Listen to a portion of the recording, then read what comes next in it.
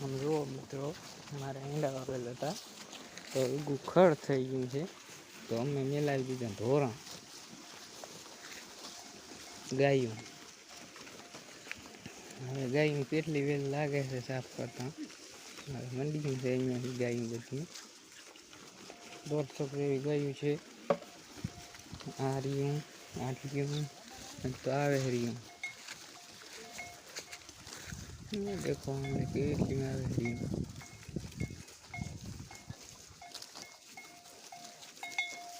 આ અમારો લીમડો, આ અમારી બદામ, જાંબુડું. આ ગાયને તો ટંગોળો બાંધેલ છે, જોવો તો ગળામાં.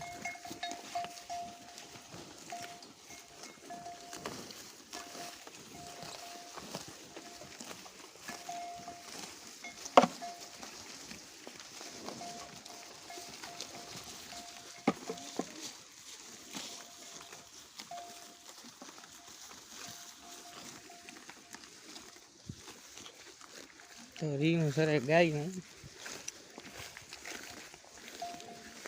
લાઈક શેર સબસ્ક્રાઈબ કરી નાખજો મિત્રો.